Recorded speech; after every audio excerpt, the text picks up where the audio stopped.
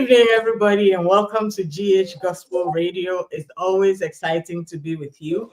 And by popular request, I brought Counselor Albert back. Most of you said you had missed him, you wanted him to be back. He traveled, he had a lot on his plate, but he just came back and he made it a point to join us. So, Counselor Albert, we are excited that you are back. And welcome back to Let's Talk Marriage. Thank you so much. Thank you. So tonight, our topic is understanding and using your partner's love language. Most of us from Africa, we understand how to perform our duties and to do the right things. But when it comes to affection and being romantic, we are not very good in that department. A lot of wives are complaining, my husband is not romantic, and the man will respond, I've been paying the bills, I've been doing everything I have to do. Why are you still complaining? So we know that there's a huge gap in understanding and using our partner's love language. And a lot of men also don't voice out that they need that attention and affection because people feel that it's not a man's place to do that. So tonight we're going to delve into it with Counselor Albert. He's going to talk more and teach us more about how to understand and how to use or apply our partner's love language. But before we go on, today being Father's Day, we don't want to cheat our fathers. And we know that it's been a big need. A lot of people are trying to understand that who is a good father and what are some of the things that are expected of fathers. Some people grew up in single parent homes where there was just the mother. And some people also did not have the opportunity to grow up with their fathers. Some people also had their fathers present in their lives, but they were not present, or they were not the kind of fathers that were able to impart fatherhood to them. So as we have Counselor Albert with us tonight, we are going to get as much as we can get. So Counselor Albert, before we delve into our topic for tonight, can you please talk to fathers, wish them happy Father's Day, and also tell us who a good father is? What are the responsibilities of a father?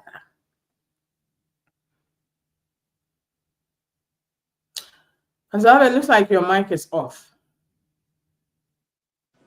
Okay. Thank you so much, and I'm happy to be back on the show.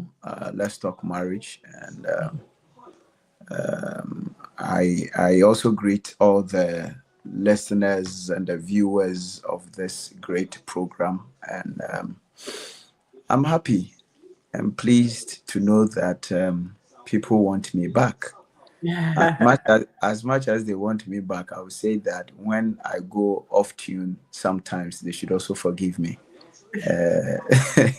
so that we'll be able to deliver gradually as the Lord wants us to do. Yeah. I would also want to say Happy Father's Day to each and every one who sees himself as a father. As you said, there are people who have fathers because they've given birth. Who have children, or they are fathers because they've given birth. Others too have not given birth, but probably the person might be a pastor or somebody who is a leader within a company. And as much as you are a director, the same way that you also need to know that you are not only directing the company, because without the human resource, the company is nothing. So as and when you are directing the company, you're also directing the human as well. So you become a partial father also to your workers. And when we have that mentality, then you grow beyond being a director or manager, and you realize that your staffs will be coming to you with their personal issues to say that, oh, boss, this is what I'm going through in the house. Can you advise me? When a director and manager get to that point, then you know that, yes, what you are doing as a director has now turned to be a calling, not just a profession, which is very important. Yeah. But you can't live with people, workers, for years, and nobody can come to you for any personal advice. Yes, the person knows that you've employed me. But sometimes some staffs can go to the director and say, Director, please, I want to further my education. I want to continue this. I want to do that. Because of this and that, I'm thinking of maybe writing my resignation letter or something. Can you please advise me? How on earth do you go to your director for such a discussion? Yeah, but when a director becomes a father, yeah, that is when people overlook those things and say, yeah, this man, even though it is his company, but he will not just take things so personal to say, hey, you want to stop, okay, go, but he will advise me, and the advice will be something that if I take, it's going to help me. So there are people like that that I want to say thank you and God bless you for making sure that you are giving your all to community, society, families, and the whole world at large. And fathers who are also like men of God, spiritually being fathers to people. And dog, it will surprise you that there are some pastors who are not fathers at all. They have their mind and reason why they are being fathers.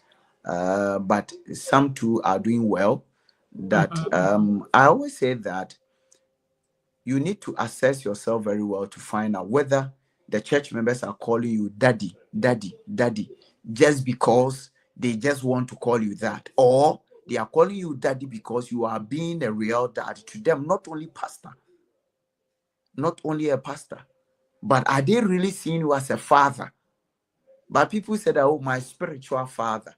Yes, you are a spiritual father.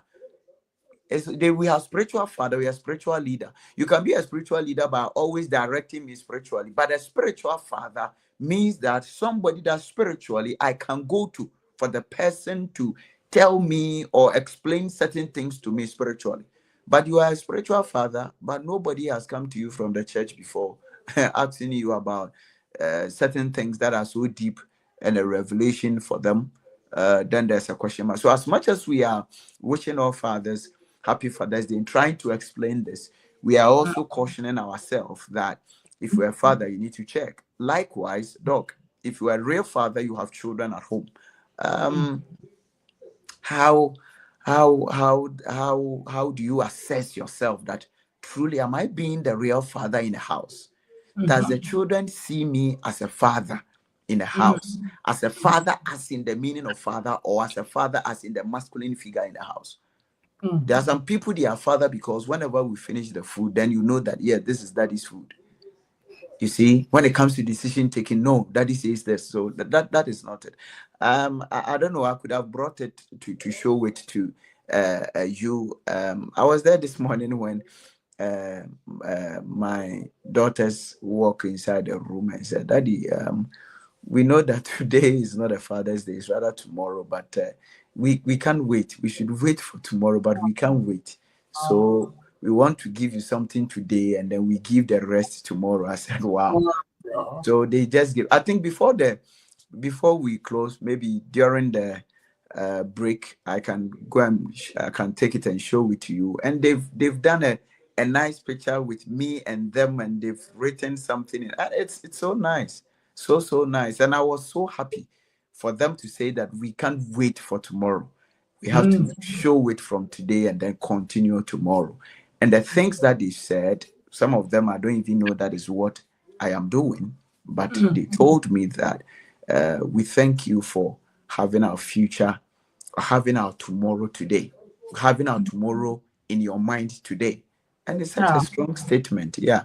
So there are fathers too who are really not really performing as a father. And if you look at my status, I wrote something there that a real father will always love the children through their mother. Through their mother. Yeah. There are fathers who they don't like their wives, they don't like their children's mother, and they said they are father. But who made you a father? The first person who made you the father is the wife, is the woman. If the woman had not carried those children of yours, how would you have become a mother? There are mothers who are just taking concoctions and then going through miscarriage and then throwing their children away and all that. How can such a woman make you a father? So, the real father, the one who really understands fatherhood, is the one who knows that my children can always be loved well through my wife or the woman who gave birth to them. You can't hate the woman and then think that you can love the children. You must try and work on that. A lot of people are going through this. They live with their wives, but they love their children. Attention, say, but just in a physical way, no, any idea. You see, we need to know that the things we say and the things we do is not what is so much interested to God. If you are God inclined, if you have God in mind, you should understand that the things you do and you say, that one is for the people who are around you, because they don't know our heart. But the one who sees our heart, you cannot deceive him. At the state of your mind and your heart, he's aware. So you have to be very cautious. Dog, and one of the dangerous and the saddest thing is that people who know that they are pretending and they are still pretending, and for years, 20, 30 years, they can pretend with that, and they not knowing that all that they are doing is just going waste. Minimum be obtain and ya but how or pretending our year in India and then by still fan. You can do everything to throw away your children from your wife or throw away your children from your husband. But what is real in the heart is what God sees. And whatever that is in your heart, that is what God brings the blessings. You see, so one thing too that we also need to understand is that when we say that a father, who is a father? You see, we talk about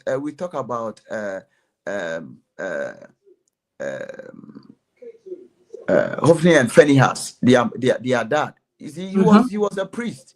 He was able to direct Samuel, but he missed touch with the children. Look at what the children did. Sleeping with women on the pulpit and all that. And on a dog, mommy can't say me true. You see, when children are able to do that whilst their father is a pastor, it means that the father was a pastor for the congregation, but in the home, the children didn't see any pastoral thing with them. They didn't see any pastoral thing. You see, they did not see any pastoral thing. They didn't see anything. Dog, how come say Osofo, a priest? Samuel Bekachre will say, I'm hearing some words. Are you calling me? The man was able to download to know that go. When you hear it again, say that, please speak, I am listening. But when he was nurturing Samuel in the house of God, where were the two sons? Children. Dog, where was it? But he was always pleasing himself that, so for my money. But at the end of the day, the end justified the means. You see, so you can be a pastor, you can be a leader. I can sit here as a counselor and be a counselor to the world, as people want to hear from me. But are you being a counselor to your family, your children? How are you raising them? How are you bringing them up? Is it a purposeful thing? You understand? Look, this is what I was talking about. Oh, that is so beautiful. Wow. You should frame this and put it in your bedroom. Yeah. That is what this is so beautiful. That is what I'm going to do. Wow. Best I like what is under 2025 dad of the year. Oh, this is so beautiful, and I like the picture quality. It's like well made. Yeah. I don't know how they did their survey to know that 2025 I'm the best. That I don't know how they did it. I know you're feeling good. you see. God bless you. So what I'm saying is that what is in it? These are some of the little things that makes you feel happy and makes you okay. Apart from that, what is it at all? You see, so being a father is something that should be done with a purposeful mind. You should have the upbringing, the training, the outcoming of who they become in mind. That is what you need to have in mind. You should have that in mind. So it becomes a purposeful thing that you are doing. Because you want to make sure that you raise these children for them to become somebody for the next generation. But dog, people are raising their children for themselves, which is wrong. You raise the children for the next generation, so that miniwa and kolani bit me a fear bibia medema no so dia boa wiase. But we raise them so that they will come and look to us and after us. Well, that is not supposed to be. You see, when you look at the life of David, he did well, but one way or the other, he also messed up somewhere. You see, there are so many things that you need to check. The children, how you raising them, who they are supposed to become. As a father, spiritually, you are supposed to know. As a father, you're supposed to pray. When you continuously lay your hands on the children each and every day, especially when the child was in the womb, one of the questions you should ask God is that, God, which one is coming now? Who is he coming to be? And what am I supposed to do? Because if you miss how to handle that child, you've missed everything. Yeah. You've missed everything. But it's not that you need to handle all of them the same way. It's wrong. So, my dear, the little I can say about fathers is that it is a huge responsibility. As much as it's a huge honor, it's a huge responsibility. You see, one thing I am a fair brabom is a colebia wedi bia yinim said ne mama ne papa, they have been taking care of the child. So it's okay. But when you see a nice lady and then or a guy then being blessed in life, and during maybe one opportunity to be interviewed and say that, oh, my father made me this, my father made me become this and all that. It's not that I'm a fair because I'm being selfish or I want to stand alone or taller than my wife. No. You see, we know that no matter what, there's no role a father can play more than a mother. You are, yes. So for them, whether you say that they did well, they do it, the things that they do in the life of the children, you can't count. It's something you cannot number them. So that one is there. But most of the time, it is the fathers that veer from their responsibility. So when a child grows up and is able to say that, my dad directed me, my dad was there for me, my father taught me this, then it means that that father was not an outsider, but was an insider. He was a domestic father, not only a father as in by name or paying fees or paying that. How many people say that I thank my father because he paid my school fees and then he gave me shelter? No. Because it's already your responsibility. But anybody who will be thanking the father means that, let me use this. The father was a bit of a mother and a bit of a father. Those are the fathers that children know. Yes, we'll say that. But there are a lot that goes into fatherhood and all that. Let me chip this one in that as a father, you're supposed to bring the children up well economically. Let them understand how we make money. Let them understand how you can bring all those visions and wishes and aspirations to be. Everybody, oh, I wish I can. Every child will say, I want to buy a plane. Every child will say, I want to build this. Every child will say, today, AI children that we have, they talk big. But how is that child going to get their dog? You're supposed to let the child know. That is why today people grow up and they find them getting themselves into a lot of troubles because they think that everything must come quick. Like you put food in microwave and it's heated and you are eating. They think everything is like that. No. Teach the children how life is, the challenges in it, the difficulties in it, the resilience you are supposed to bring to bear, the consistency that you are supposed to have. No matter how you pray and all that, God is also interested in your hard working. God is interested in your hard working. Yeah, near boo baby, and ya say by a car Bible assembly, and Yamishra and money payod for bread, you might be being count. It is never true. Hard work is important. Hard work is important. Teach the children that hard work is important. Let them work hard. And the hard work you teach them from when they are young. Let them sit down and learn in the night. Wake them up when they are in their comfort place and you are telling them to let go of it and push yourself. That is when you are teaching them hard work. It's not only daytime that we learn. In the night, wake them up. Let them doze and they are learning. Let them doze and they are learning. Teach them how things are done. Again, let them know that daytime and night is almost the same. That is the way I've taught these ones. So they are, so that you see, when they are sleeping, then they will know that I'm sleeping because I need rest. But there are people who are sleeping because they know that night is for rest. So even if I don't feel like sleeping, I have to just lie on the bed. Meanwhile, I can wake up and do something. You see, there are people who knows how to sew very well.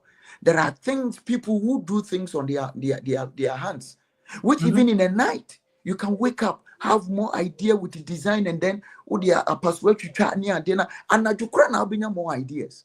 Let the children know that there are a lot of things you can plan them and do them. Meditation is done best in the night. Planning is done best in the night. Prayer Is done best also in the night. You see, as much as you need rest, the children shouldn't know that night is for sleeping. No. Because the 8 hours or so you have in your office to work is equally like the same 8 hours you are going to use to sleep. Yeah. Dog, if you are a doctor, so if you are working in the night during daytime, can't you sleep? You can't sleep because you've worked. Yeah, there's nothing like that. But if we are not careful, we train them for them to believe in certain things which today does not exist. Again, let the children know the kind of work you do. Let the children visit your workplace. Let them visit their mother's workplace, especially the mothers. They should let their fathers know the work that they do, because the children are more closer to them. So the children should know the work that their father does. It's not that daddy, I need bag or I need shoe, right? Oh, that we are going for holidays, then that you buy plane ticket and then you go, and you don't know how he's bringing the money. When we don't do that today, the influences is too much. So any child get to anybody to be influenced and say, do this, do that. Oh, if I get your naked bottles small, you get this amount of money. The child will just push the bottles, take the picture, and then the person will be having it, because he think that I never saw what. So I didn't know how my father was earning his money. My father was earning his money. So but let them know how you are climbing the excavators. Let them know where they just tell you that is going to work. Where go and check and see. Go and see that your dad is at the 30th floor working, doing some kind of glass cleaning. Go and look at something that is holding your father, that he is there cleaning the glasses. You look at it and say, hey, if this man comes down, I won't take him again as a father.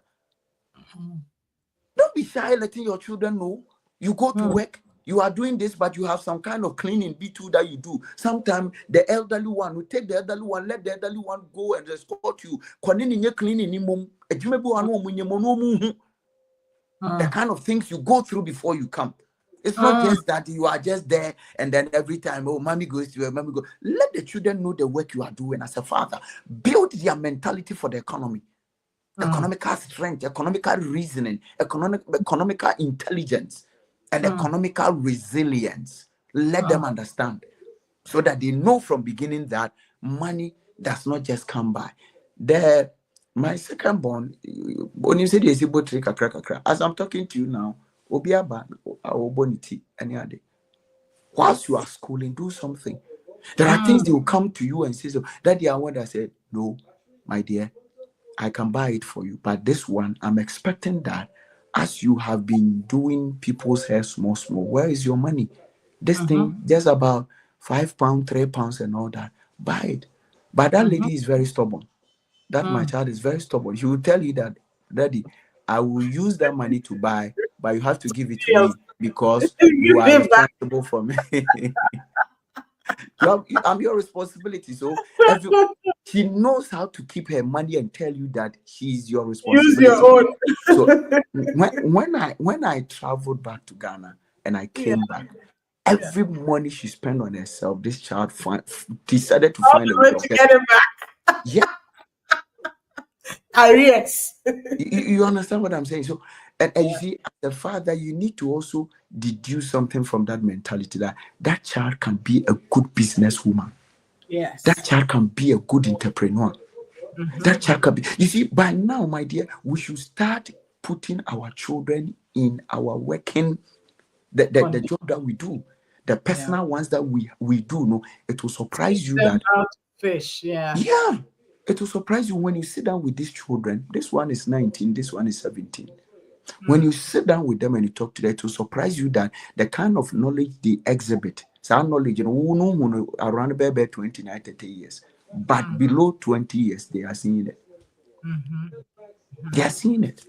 And it all boils down to us teaching them early, right? Teaching them. That is why the Bible says, is it Proverbs 22, verse 6 says, train the child the way he should go. He didn't say talk to the child. He didn't say pray to the child. And we expect that the Holy Spirit to teach. No, Holy Spirit doesn't teach things some of like my listeners don't understand you, so we love the some people be lost in translation. You understand? But Yeah. the thing, sorry, anyway, sorry. You see, you can't pray the child into prosperity. No. You can't speak the child into prosperity. You can train the child into prosperity. You can train the child into prosperity. Yes. Actually training them, showing them. Let them know what works. Let them know what they have to do, and they back it with a prayer. The prayer has two things to do. The prayer becomes the foundation, and the prayer becomes the covering. So the content is what you have to do. The content is up to you, but the covering and the foundation, it's God who will provide. But the content is something that you have to. So so powerful, Sophie. You see the way you love fathers, the way you are so passionate. You've taken all the time for fathers, but fathers, that should tell you that is how much we love you on Let's Talk Marriage. We know that in future we'll be able to get Counselor Albert to come back and delve deeper into the role of a father. But I know that you have picked a lot. I picked a lot from what he said. So I know you've picked a lot. So on that note, happy Father's Day.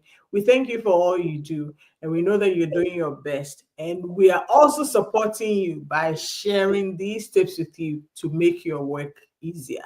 Happy Father's Day to all fathers. Not only fathers who have children, but also the men who play the fatherly role wherever they find themselves. God bless you. So, Councilor Albert, let's delve into today's actual topic. Running off of our fathers, you know, many of us Africans, we are not used to romantic and affectionate love. And we've heard about the five love languages and all of that. And a lot of people think that once they are performing their duties or their roles well, that's all they need. They don't need to show the affection and the romance, because the romance and affection is seen as a waste of time and resources. So, Counselor, please take us through. How do we understand use this love language? okay, thank you. When we talk about love language is something that it's been given to us by God. Love language is being given to us by God. When I say that, what I mean is that love language is part of us. It's something that when we're born, it's part of us. So love language is not only seen when you are in a relationship. No. You should see the love language for your children, the love language, even a teacher teaching children. He can see their love language, because when you do that, it helps you. Unlike the African countries where a teacher will have about 30, 40 children in class, and it's become difficult. But in the foreign countries like here, US and all that, at least you can have about 10, 12, sometimes 15, even in a class where you are teaching them. And when you know the love language of these children, it helps for you to be, number one of the best teachers. Because knowing that, the children will prove, and that is what will come out for people to know that, why is this person like this? Why? Because you know their love language. So you know that there's a kind of children you have that you need to go through their love language for you to get the attention to teach them. Not that they are not clever, but you need to go through their love language to be able to get them. It is very important. So love language is something that it's part of us. It's the embodiment and the totality of who you are. And why is it a love language? Because that is what communicates or brings the attention of the person's affection. Yeah, it brings the attention of the person's affection. So you have your affection, you have your love, all those things in you, but that something should bring it out. And when we know that our affection and our love comes out, we are able to see how people love us and how we can also love people. So now, because of time, let me just synchronize it into relationship. When you meet somebody and then you dating the person, that should even be the first person for you to identify. That is why it's important for you to be friendship with the person before. So whilst you are a friend to the person, either the person was your colleague at church, community, you met the person somewhere. It can, because sometimes a dog, you meet somebody once, and the way the person talks and reacts and all that, quickly you see that something just attracts you to the person or the person to you. That thing that it's making you look at the person again and then listening to the person, and you feel like, I like this guy, I like this lady, I wish I can be her, because the way she talks, it is telling you that there's a love language that is exhibiting there. What the person is doing has something of your love language. So the love language is in such a way that when you see somebody exhibiting your love language, you tend to now tilt towards the person. You tend to now get close to the person, because that is how we've been made. Love is important. Love is the first thing ever. So whoever that is like, what do I say? It's like putting sugar on the ground. You realize that there's no ant there, but within some few minutes, you realize ants are coming there. You see, it's their love language. So when you put the sugar there, when you put the sugar there, you realize that wherever that they are, you don't go and call them; they just come naturally. So the love language is a natural sentiment that we have. That when people tend to communicate that way to us, we want to stick to the person. Yeah, we want to stick to the person. And we have different love language. And the five love language that we have is words of affirmation. Words of affirmation has to do with how you tend to how you feel when somebody praises you, when somebody comments you. You understand? Oh, dog, today, hey, dog, your dress was nice. Today, dog, I watched your show, your dress was nice. Hey, I like the way your haircut is. I like the way you were. Hey, dog, when you were talking, I'm smiling over here. you see, you are smiling. Yeah. So, how do you feel? You see, Yeah. whatever you do to the person that makes the person come naturally, you see, out of him or herself to smile and all that, it means you are communicating the person's love language. Like what I'm saying now, you feel good. But dog, I can also give you something. Maybe I'm your colleague in the office, or it can be a husband. The person can give you something, but you see, you look at it and say, oh wow, thank you, and that's it. You won't say thank you again. Not that you don't appreciate, you appreciate it. But the other one, which is the giving of gift, which is another love language, that is not your love language. There's another love language, which is the third one, that is the act of service.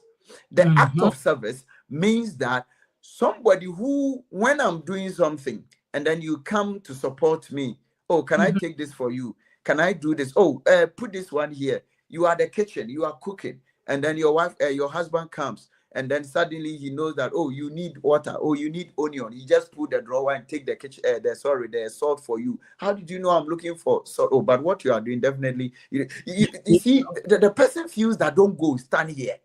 Just be here, because you see, I am ironing and you are helping me. I'm washing and you are putting the pegs on the dry lines for me. You see, act of service.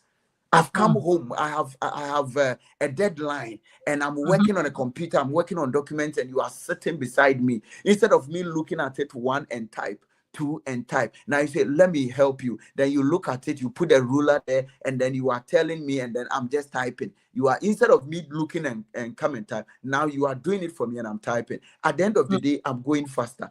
There are people who that is their love language. You do things with them. You do things with them. And that love language, that act of service, every child has it. Let me put this clear. The love language, nobody has only one. There is a dominant and there's a recessive. So no one has only one. But when you have a child, every child wants the parents to do something with them. That is act of service. So we grow into many love languages, but one becomes a prominent one that we hold on to. The other love language is the physical touch. The physical touch. As we know, there are some people who, even your children, you have one who will always want to come and hug you, always want to come and touch you, always want to hold you. That is a physical touch. They love it. So they grow into it, and then the person gets married, and you wish that the husband would be hugging me all the time. The husband will be touching me. I'm standing at the kitchen, and by the time I realize somebody's holding me from the back and all that. Those who like public displays of affection, right? Come again? Those who like public displays of affection. Holding Yeah. public, hugging in public, kissing in public. That is it.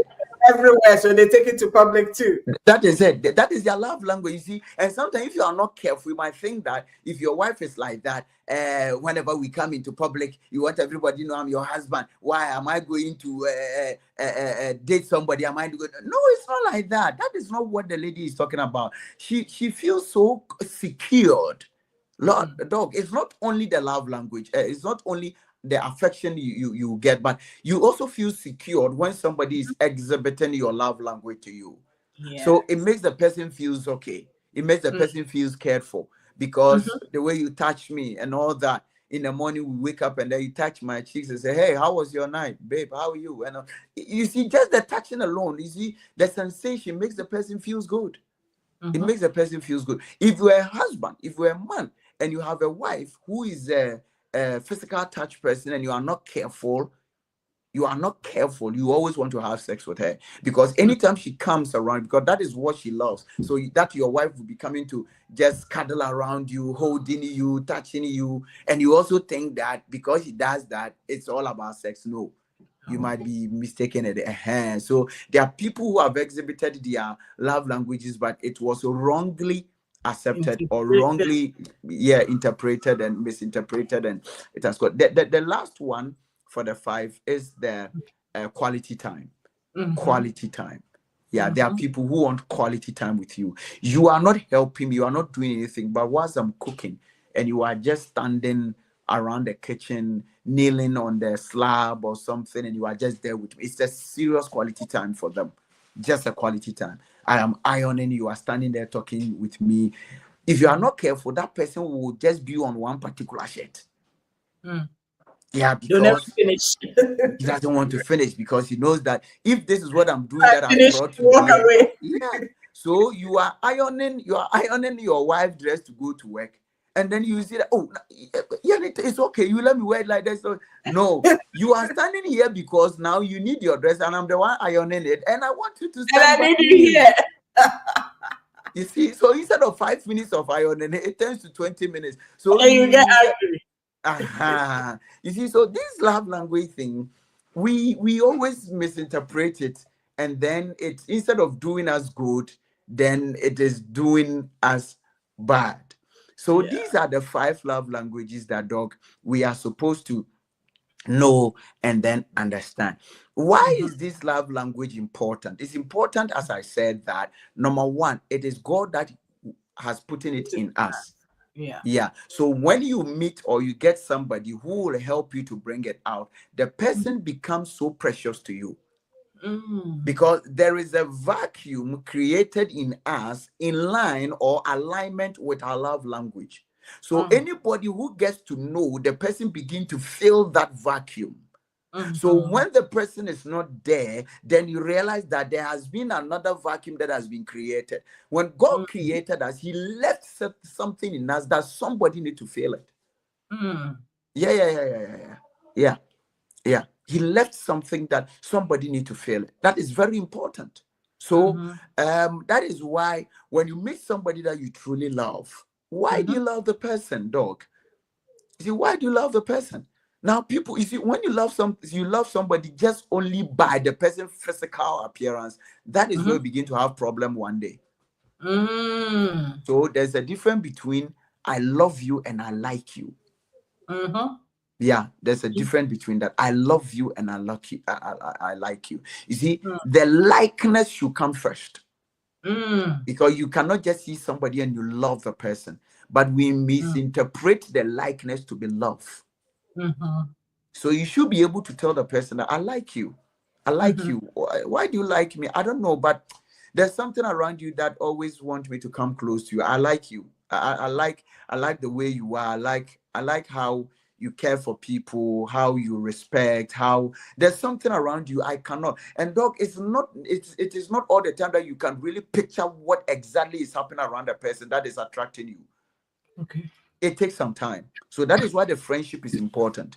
So when you come to that point and it is a purposeful, when it is a purposeful friendship, then you'll be able to identify some of these things. Then you know. Then you know that this person has something that can keep me around him or her. Then you will also need to make it you also need to make it what do I say, intention. You need to make it something with a cautious mind, that how do I also find out who what dogs love languages. You need to find out. So when you realize that if the two of you can pair, dog, I'm telling you, when those people decide to now move it to the next level, to love and to now begin to date themselves, those are the couples that when you meet, you see that yes, these people, they love themselves because they, Also, let me ask you a question here. yeah, Are you saying that sometimes when people meet, they like each other and they may not even know why they are liking each other? So as they like each other, they become friends and they start going out.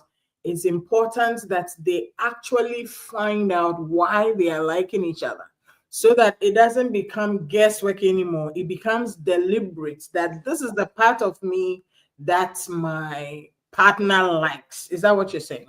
very important. Very important. You should know. Yeah, you see, you will not know because we are human beings. We will not know because we are human beings. Yeah. So it's nothing for you not to know why I want to be with Dr. Nimzi. There's nothing. We are human beings. So when you meet somebody like that, you see, the first thing that is what is happening now is either your spirit or your soul. Yeah. So the person carries soul, the person carries spirit. There's something within the person. So now that yours is trying to blend with the person's soul or the person's spirit. So this person doesn't have good spirit. I don't know whether you've heard people say that it doesn't Several have good spirit. Yeah, people say that he has a good spirit. How do you know he has a good spirit? Because there's something in you that is always trying to blend with you see, and we also hear people say that this is my soulmate. And then we also hear something about soul tie. Yeah, so you blend it in a way, but we have the positive side spiritually and we have the negative side spiritually as well. Now, it is important for you to know that this is the person that I like, but I don't know why I like the person. That you begin to find out why you like the person.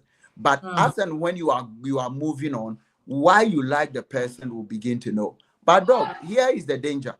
Here is the danger. The danger is that when we don't know ourselves and we have not found ourselves, that is when it becomes difficult for us to. So somebody will say that, oh, now I get it. I know why I like this person, but oh boy, meanwhile, it's never like that. Meanwhile, it's never like that. Yes, because one of the problems for a lot of human beings, especially, I beg you, we the blacks, we have not found ourselves. We don't know ourselves. We don't know who we are. But we always tend to know people, and we think that we know people, and we think we know ourselves. Hey, listen, me, this is the way we tend to tell ourselves to a lot of people. Meanwhile, ourselves is also saying that you are lying. That is not me. So when we don't know ourselves, that is when it becomes difficult.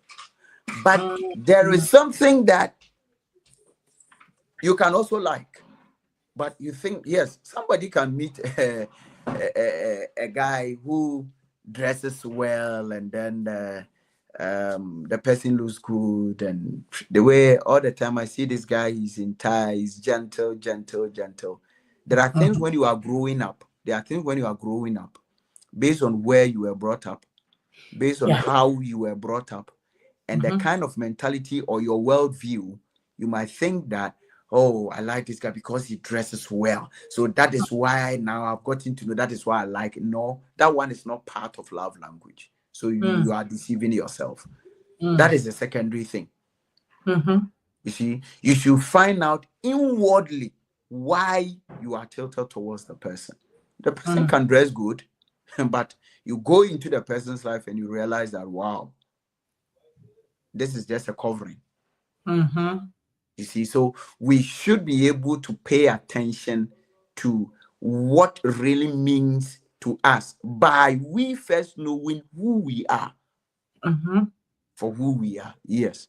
I had to, when we got married, after 2 years, I have to look for my wife's temperament, number one, and then love language. Okay. Yeah.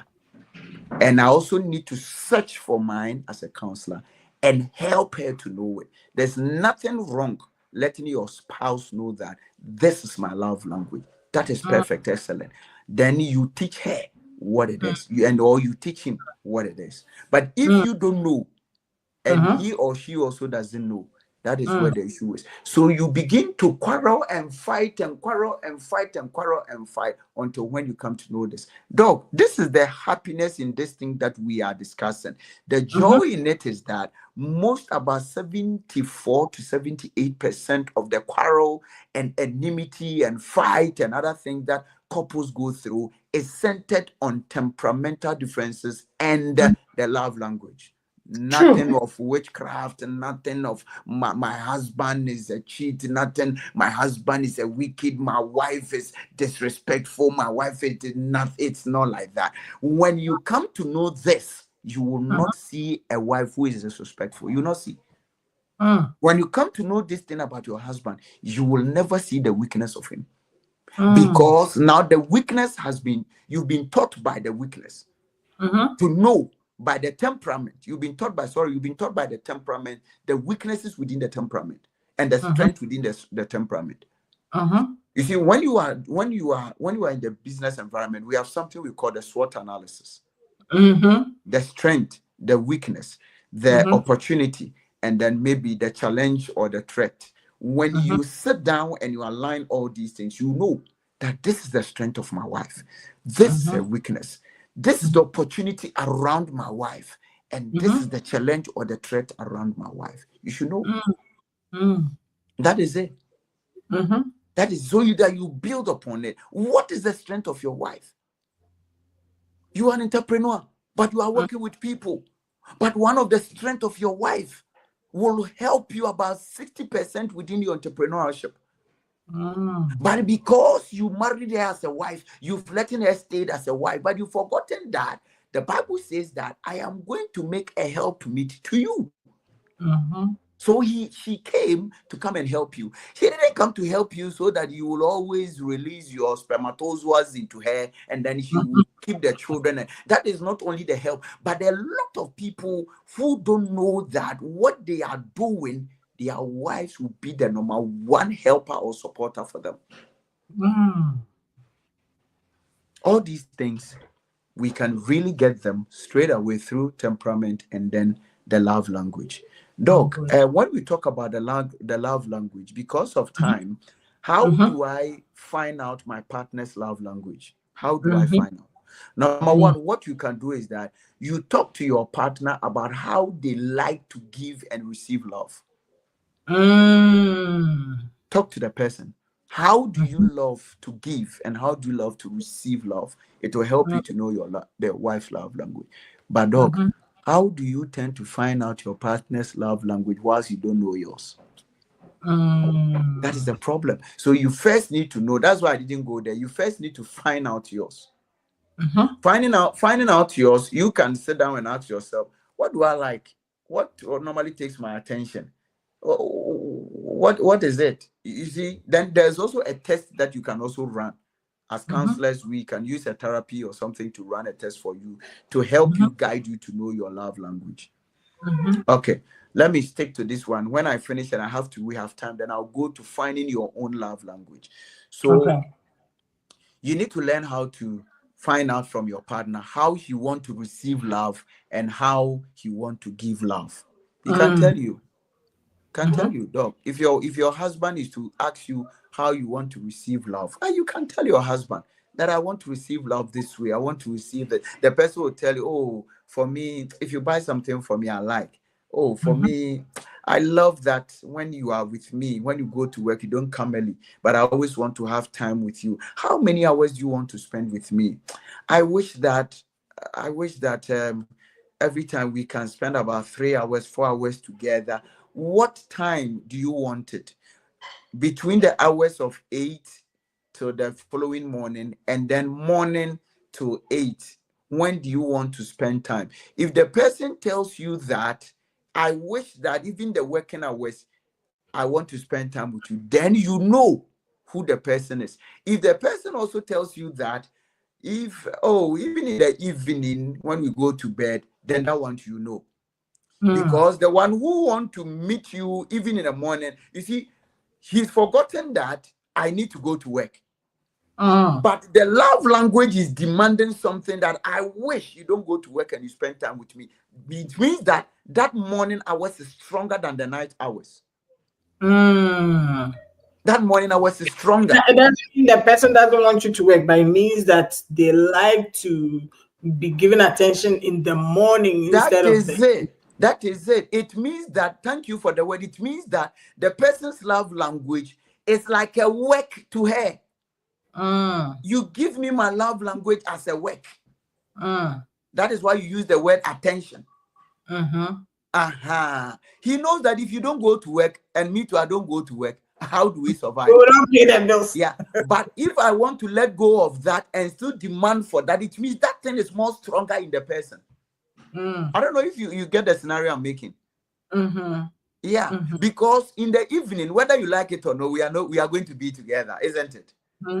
By the daytime, we are supposed to work. But if the daytime we are supposed to work, you still need me to maybe be around you or something like that. It means that thing is much more stronger. So you find out how the person gives and then receives love. The next thing is that notice how your partner shows love.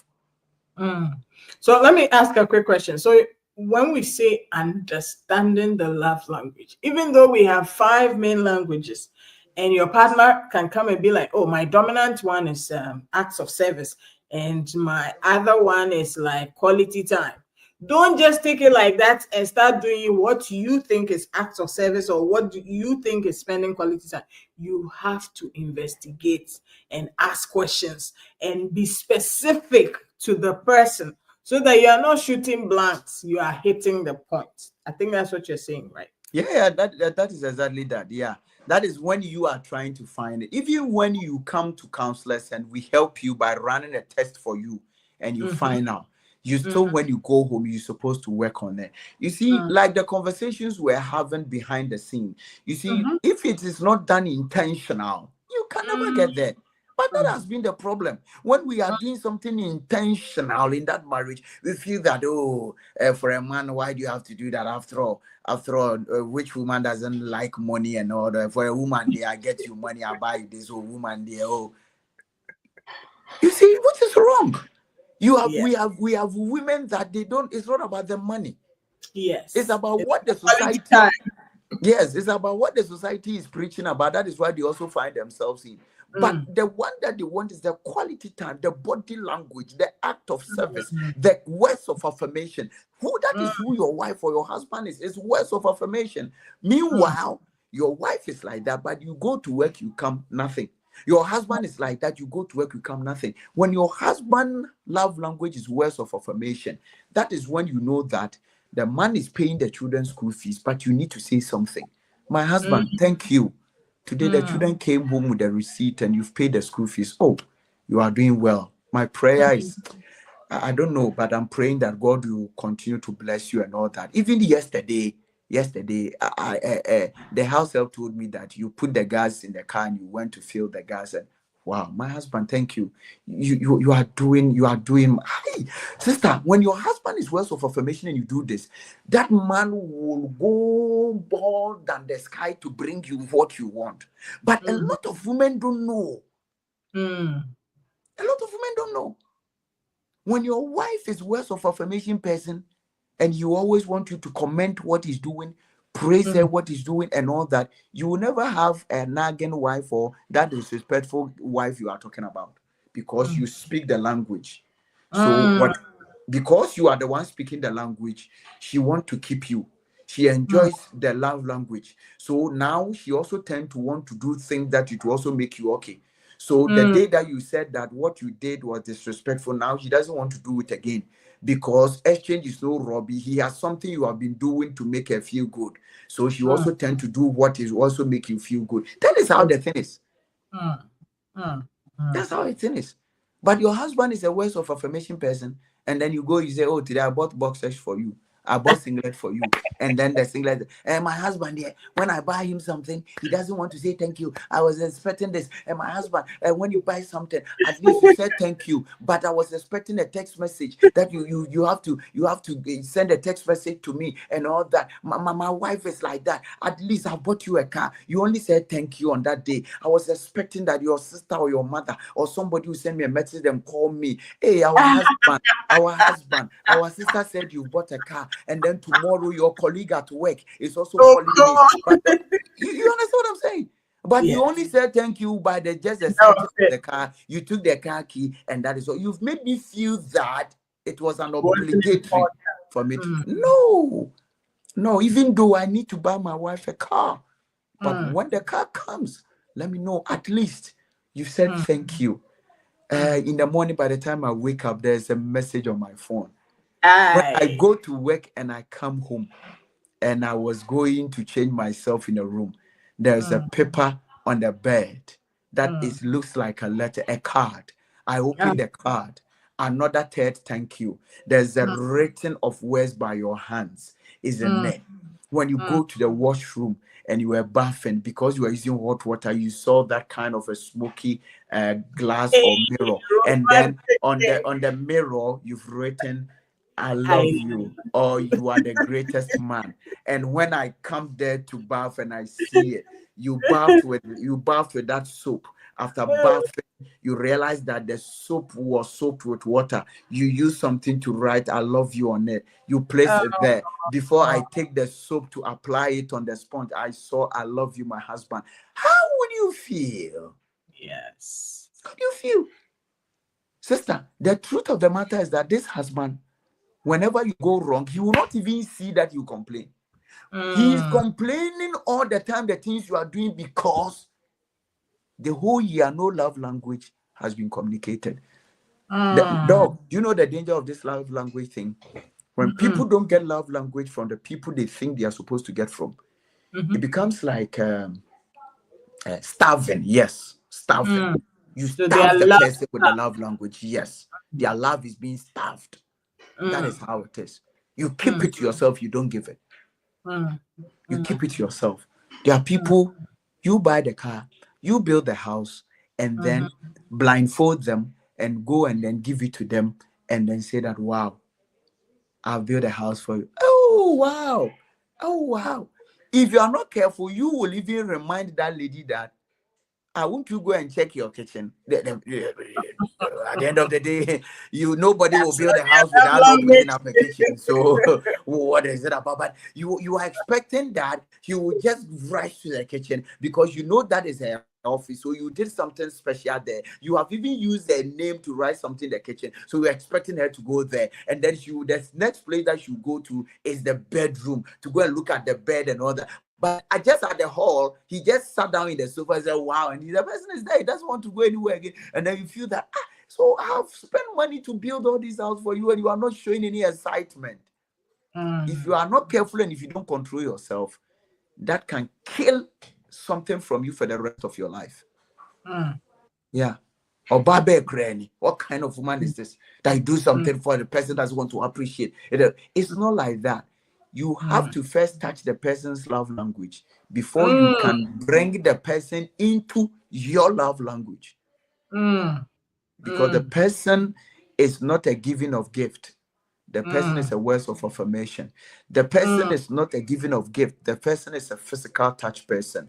But for the mm, whole year, that mm, person cannot even count 2 hugs from you. That person mm, cannot. That person cannot count a touch of the cheeks. You mm, don't even hold the neck somewhere. It's just unconscious. You just touch the person's neck. Sometimes you just hit the buttocks small. Sometimes you are just there with your wife alone, and then you just prick the breast and say, wow, hey, you are growing, but still it's you see, a woman knows that I have been breastfeeding children about 4 times, but you are mm, just saying that, wow, I like touching your breast because you've it's supposed to, it's how do you call it, you've kept your breast well that it still look like a young lady, even mm, though under normal circumstances it's not like that. But what you are trying to say is that you are able to keep yourself. You see, mm, when a woman come to know that you pay attention to my body, it is a mhm, great affection for that woman. mm, That is why both men and women, when they are having sex, they expect that my partner will talk, my partner will speak. Especially, it is the men that demand that so much from the women, that at least you speak. But the women also likes it. But the woman likes it when you are talking not about the sex, but about my body. mm, When you see my nakedness after mm, 5, 6, 7, 10, 15, 20 years, yes, mm, my mind tells me that probably I am growing or aging, but I have a husband who looks at me in the bed and says, wow, from the day I married you out till now, there's no difference. You've mm, kept yourself, even mm, though at least you've given birth about 3, 4 times. But look at mm, how you've kept your stomach and all that. You are mm, trying at least. Even at least if I give you the next about 1 or 2 years, you are still getting back to your normal former state and all that. You've done well. Look at this. Yours, Charlie, your hips is still intact. When I mhm, see it, you see, these are things that out of ego and out of pride, people's marriages are dying. mm, Dog, people's marriages are dying. Men mm, don't want to say it's only when he's going to have sex with a woman that you say that I love you, I love you, I love you, and that's all. You mm. see, but you need to let, you see, dog, there's nothing good that your mind is telling you something negative, but somebody is also telling you positive. Something That's a positive. source of encouragement. It is very Mm, important. So that is it. So that is number 2. The last but one is that you test out different love languages with your partner. mhm, That is why I always say that if you don't know yours, you can never do these things. Test mm, out different languages. So try your wife on words of affirmation. Try her on not only wife, I'm talking about both husband and wife. okay. Try your partner words of affirmation. Try your Mhm, partner on physical touch. Try your mhm, partner giving of gift. Try your partner act of service. And you will be able to find out which one exactly. mm, You'll be able to find out which one exactly. Yeah, the mm, last one, the fourth one is plan a date with a person mhm, to probably deepen or go deeper or dive into your partner's love language. mm, Yeah, try to have an outing. Try to mhm, have an outing or something like that with mhm, your partner, and you'll be able to get certain things, especially also when you are with a person and you are driving. Dog, one mhm, of the things is that look at how the person shows attention and compliment other things. mm, mm, Yeah, how do you, after all these 4 clues or tips that I've given, how do mhm, you, what kind of clue that you can have to be mhm, able to get some of these ones? Number mm, one, um if their love language is words of affirmation, one of the mhm, things you can see is that they often compliment you and others. mm. Yeah. Most of So the time people need to use their love language on others. That's what you're on saying. others. So when you see that your wife is always complimenting you, it means that that is what she wants. So she's Mm, telling you that that is my love language. mm, If your wife try to give you gift, don't say that "Mere dear, yeah, no, chawa dear." That is what she wants. mm. Okay. So if your partner love language is words of affirmation, they often compliment you and others. Number Mm, 2, they frequently express appreciation and the gratitude. mm, Yeah, because that one is part of words of affirmation. Oh, thank you. Oh, do this. Thank you. Thank you. I'm grateful. Thank you. It's words of affirmation. Those people, everything about words, commending, recommending, appreciation, gratitude, those things is their love language. They will do more and do more and do more. Hey, my dear, your food is nice. I like your food. I like this. Can you cook me? Can you cook me? Is it last week or last week? No, last week. Last week, I think Thursday or Friday. On dog, you see the way you are creating it. Oh, you are letting the person know that it's something that is in your mind. You are trying to recollect. You see, last week, Thursday, Wednesday, when I came home, they said, what did you cook last week, Thursday? Or what did you cook last week, Wednesday? One of them, you see, you are asking her a question to also now remember what she did for you, because that is what, because you like that food. So meanwhile, whilst you are even asking her, you have the food in your mind already, but you want to engage her. So she will say that, is it the rice I gave you, or is it that kind of no, okay, that one, yes. Can you cook that for? It was so superb. Oh wow. Can you repeat that for me? Dog, I'm asking you, a woman, if a husband does that to you, how do you feel? I feel good, really good. Meanwhile, that recipe was something you created yourself. You created yourself. You see? And then the person will ask you, hey, meanwhile, dog, do you know something? Do you know, men, one thing about us? That stew or that food you prepared, meanwhile, you went into the freezer, and then you saw something, one or two things that it has been there for a long time, and you decided to do a quick combination. Quick combination, and then you added some rice to it, and then you did something. And today it's not like the normal jollof or fried rice with chicken beside it, but it's like you needed the chicken with the rice and everything, and it was like. Our mothers would say that something, I'm doing something henny, just something rough down. Have you seen that even palm nut soup, the first day and the following day or the third day, it's not different. The same. Yeah. So sometimes that's how it is. So the last thing is that they respond positively to verbal praise and kind words. If your partner is a words of affirmation, they respond positively to verbal praise and kind words. I think people are listening and they want to hear much of it. Now, if if their love language is act of service, these are the clue. They often go out of their way to help you with tasks and chores. They go their way. The next thing is that they seem particularly happy when you do something helpful for them. Number 3, they appreciate when you offer to run errands or take care of responsibility for them.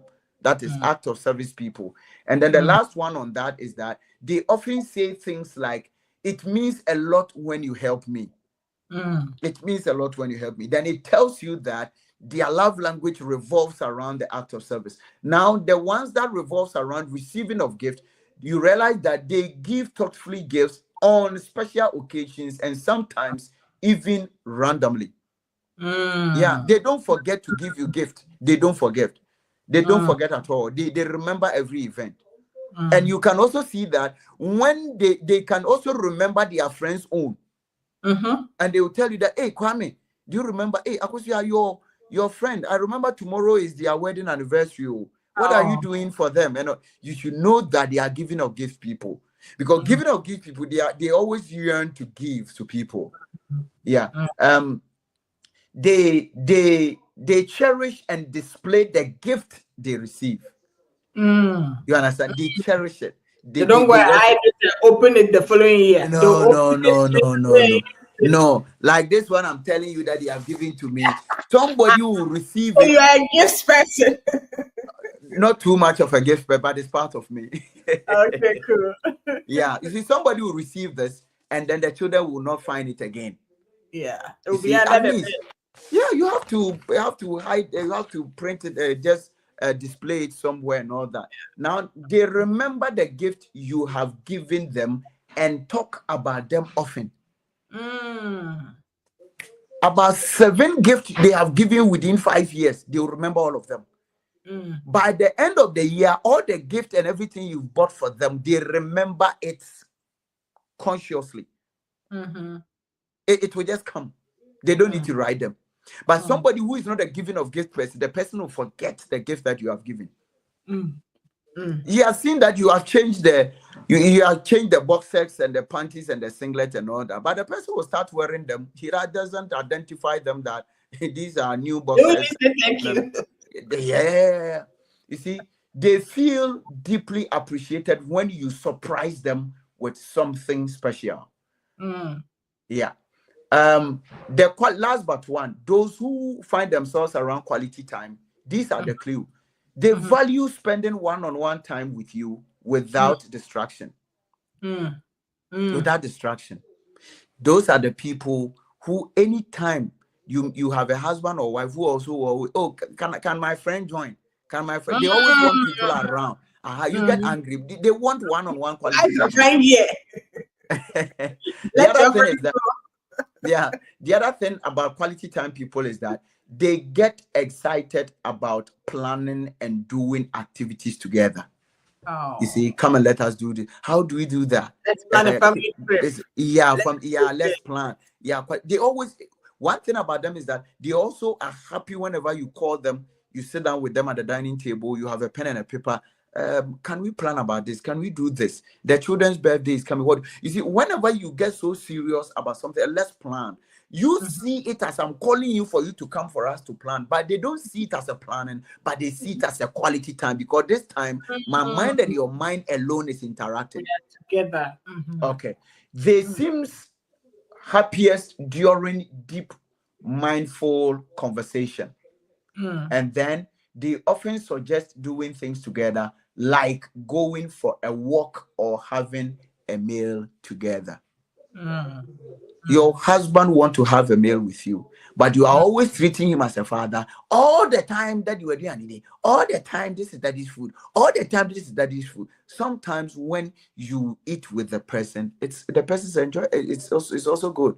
You understand? Sometimes your wife will tell you, "Oh, come early so that we can eat together. Come, oh, you eat, I will come. Come early, let's eat together." You should know that the person wants quality time. When a husband is always demanding that, let's eat together, but meanwhile, you also want the person to feel that you are the husband, so at least sit at the dining table, this is your food. But meanwhile, the man also wants you for the two of you to eat together. So when we are not in the same page, that is where the problem is. Now, the final one, which is the physical touch, the clue for people who are physical touch love language is that they frequently initiate physical contact, like hugging, holding hands, or cuddling. They initiate it. So you need to find a clue in it that this person, my husband, my wife, is a physical touch. There be no touch. There be baby on my also pencil so more. Do you like touching too much? You like touching too much. You are pushing the person away from you.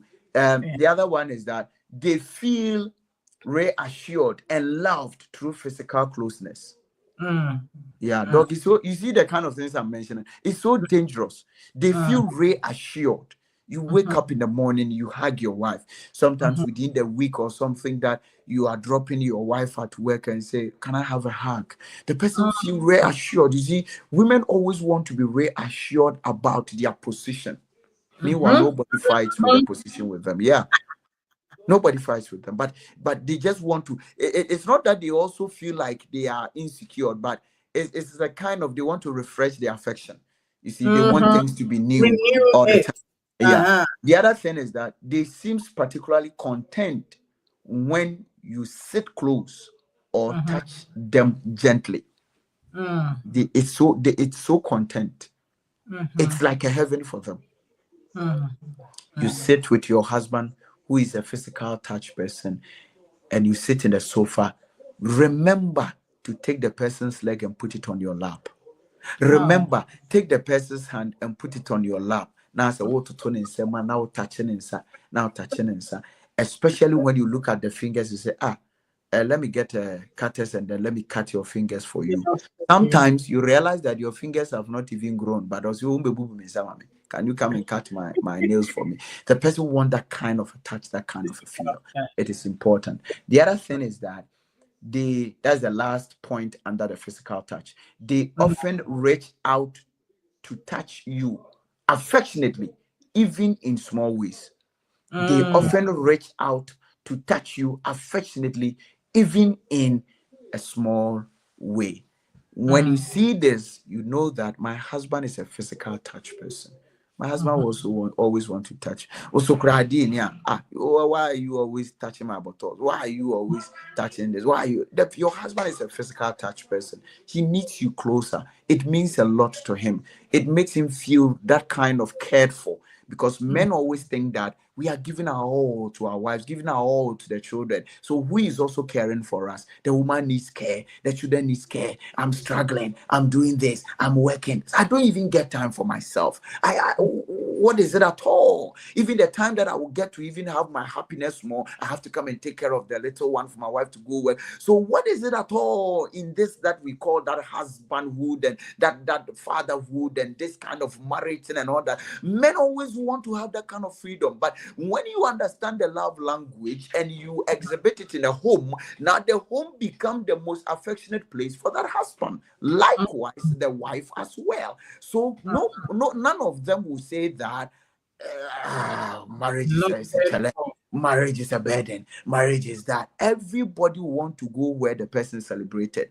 And how do you celebrate the person? The best way to celebrate the person is to celebrate the person through the person's love language. By that, you get the person always close and concerned. Even if you're a director, even if you're a manager, even if you're a supervisor, and you want to get the best out of your workers for them to work well, try to find out their love language and then do it. If your worker is a words of affirmation person, just tell them, wow, you did this well. You've done the work so well. You've supervised the workers to get well. You are growing. For 2 years you've been in the company, you are growing. Thank you so much. You are helping my work to be easier for me. This and that. When you do that, your workers will love you so much, and then you'll be the best boss. And even if you're a teacher, your children, when they close and their parents are coming for them, they say, mommy, no, I'll go with teacher. Daddy, no, I'll go with. So you ask yourself that, what at all that the teacher is doing that I'm not doing? Yes, then you get to know. When you were a pastor and you also try to find out people's love language, then you realize that every time church is starting at 6, they are there 5 o'clock because they feel like coming earlier so I can have some small interaction with pastor before it's. And no matter how you are spending time during the church service, they are still there. Not that they love the preaching, but they love you because of the love language you've been showing to them. Thank you very much. Wow. We've been talking for so long, but it feels like we've talked for just 5 minutes. So one thing I'd like to say before we go away, people always like to be naughty. And we need you to understand that once you are speaking your partner's love language, it doesn't mean you should neglect your responsibilities. We are not saying that once you're speaking your partner's language, you've done all. Just in the same way as once you've performed your responsibility or your duties, you should neglect the love languages. The love language and responsibilities go together. You have to do both. So, Councillor Albert, to end it all, there's one last question that I want to ask you. Let's say you do not like physical touch, and your partner likes physical touch, and he's always touching you. How do you handle that? That is, your partner is using their love language on you, and you don't like it because it's not your love language. How do you handle that? They are using their love language on you, as in You don't like it. As in, let's say I like physical touch and I keep touching my husband, but my husband doesn't like physical touch. So whenever I keep touching him, he's not happy with it. How should we handle that? Because you mentioned that some lady will be like, also you like holding people too much. Yeah. So they may not be comfortable with your love language. So how do you resolve that? You see, the first thing is that you need to let your partner know what the love language thing is. You see, you are just doing it randomly, but you yourself probably might not know is your love language. But that's why education is important. The Bible says that a lack of knowledge, my people perish. These are some of the things. You are doing something good positively, but because you don't know per education, it is becoming like a poison to you. I think that we have to learn, we have to understand that the so-called thing we call love is not just love. It's not something you can touch as this, but something brings it and something destroys it. Something holds the love. So when we get to know all this, we will begin to find out or begin to look for all those things. If you are doing that to your spouse and your spouse doesn't like it, it means your spouse is not a physical touch person at all. But even if your spouse knows that it is your love language, still it is possible that he might not like it on him or her. Exactly my question. But we need to come to the place where we know that this is what my wife likes, which I am not like that. And this is mine. That is not which she is also not like that. But I give it to make her happy, and she also need to give mine to make me happy. So giving and taking, that is how it's supposed to be. That is what we don't know. And then we tend to exhibit that kind of selfishness in love. And we even take it in our sexual intercourse moment. That a man should know that if I have the sex with my wife, there's a level of excitement that I get, that I should not think that because I'm okay, she's also okay. I should know who a woman is. Apart from knowing that, I should also go deeper to know who my wife is. Because probably my wife is not the first person that I've had sex with, but I should be able to not to compare her with those I've had with. There are differences in it. So I need to know this one so that I will know what to do. When you do that, that is what we call the selflessness act of you, the person. So you are going a long way to also know the person. So selfishness has always been the major problem for marriage and relationship. Yeah. So whilst your partner don't get angry that he doesn't like. It's just a matter of you are not letting him or her know that this is what I like. That is why it is. How many couples sit to have a dialogue? We don't. We don't like having a dialogue. You see, we just think that whilst I'm dressing up, we are talking. No, you should find a time to dialogue so that some of these things can come up. My dear, it looks like I've realized that whenever I touch you and all that, you don't like it. Sorry for me doing that, which you don't like. But I think that I've realized that that is also who I am, and I don't do that. I don't do that to disturb you, because I do that because it communicates love and care for me. That is why I do that. Then you realize that the man will say, "Oh wow, okay, sorry, I don't know. Forgive me for shunning you away whenever you come and all that." Because we tend to be happy when our partners tells us what they like and what they don't like. So you also now will say that, oh, okay, then I'm sorry. So now when she comes to you with that kind of touching, you also know how to meet her. But when you go, you don't go and then say what concerns you alone. You also try to find out that I'll be happy to know what. Then the person will tell you that, how did you get to know yours? So help me so that I can also know. Then you know that, you see, the conversation is not growing. It's growing.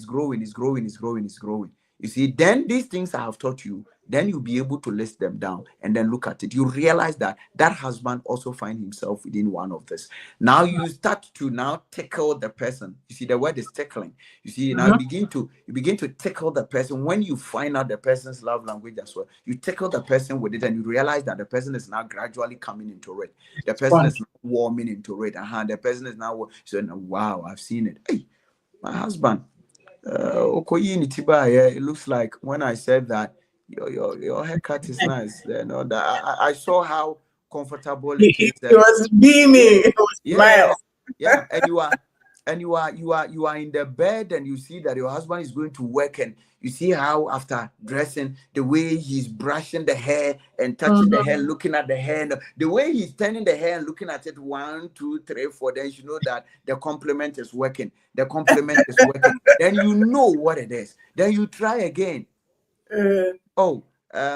Yeah, you've dressed well. You've done well. But one thing I've seen about you since you got married, you know how to dress. You know how to dress. You see the way the person smiles, and then you see the following day, you see how he will spend time to iron the shirt. He's spending more than usual time to iron the shirt. Then now gradually he will come to you and they say, "These 3 ties, which one should I wear?"